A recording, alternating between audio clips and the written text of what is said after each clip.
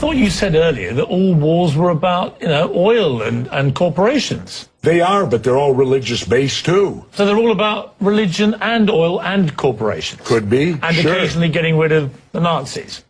Yeah. So my point is, well, the Nazis can be over many things. The Nazis was religious too. Look what they did to the Jews. So that brought religion in. Vietnam was religious because Diem, our puppet president, and our country brought 100 Christian Vietnamese down to the south to be the government. Well, the southern Vietnamese didn't like these religious characters from up north, so they then became the Viet Cong. So all wars, pretty much in my lifetime, have had some religious basis, but certainly big business gets in there because wars are very profitable to certain big businesses. And of course, big business needs to be in the Middle East so that we can get the oil out of the Middle East, so we can get the lithium out of Afghanistan. You know, they discovered a vein of lithium there they say is worth $1 trillion. Well, what is lithium used for? Every cell phone, computer, and soon to be electric cars. Let's talk about why we're really there. We're not there. How does any of these wars affect our freedom in any way? The United States is not in any threat. They're not going to do a Normandy invasion on us, Al-Qaeda in Virginia. No, but hang on, you're being slightly naive, aren't you? Because I'm not being naive, sir. I think you are being naive. No. Because I think that it's clear one of the main reasons that America went into Afghanistan was to try and get Al-Qaeda dismantled, the organization which committed the 9/11 atrocity. Really? Well, you don't think so? Well, how come Al-Qaeda put the heroin business out?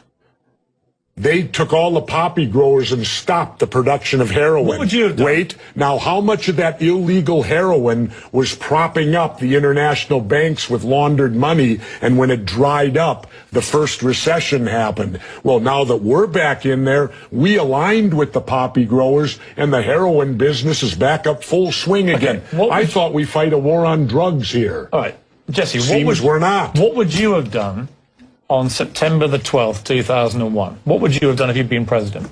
What would I have done? Yeah. I would have done a legitimate investigation to find out what exactly happened on 9/11. How did they know who did this so quickly like they did Lee Harvey Oswald?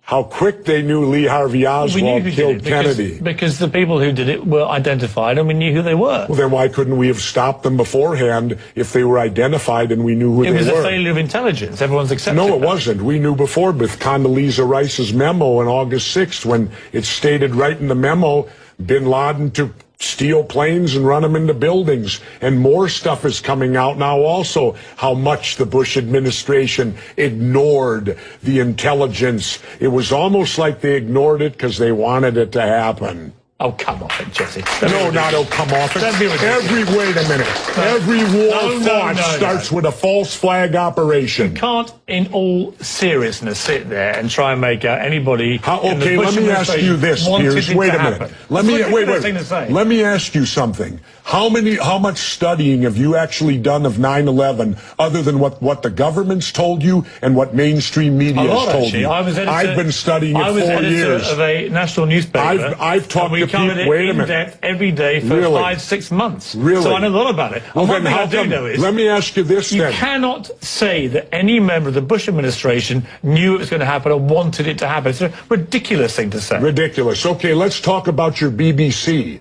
I have a tape of a BBC reporter broadcasting directly back to England talking about a third building has collapsed. World Trade Center Building 7 talks for 7 minutes.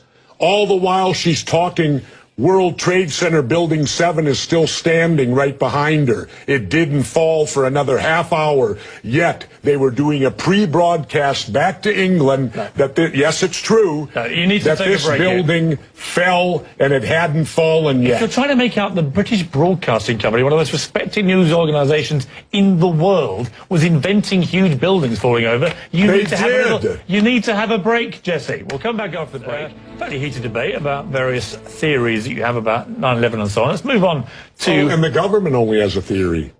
Right, well, the government has No, factual... this is a theory. Their theory is 19 Islamic radicals armed with box cutters defeated our multi-billion-dollar air defense system, all while conspiring with a bearded guy in a cave in Afghanistan. That is exactly what That's happened. their theory. No, that's not a theory, it's a fact. That's their theory. No, Jesse, that's a it's fact. I Was think you make required. some very sensible points, and you make some crackpot points.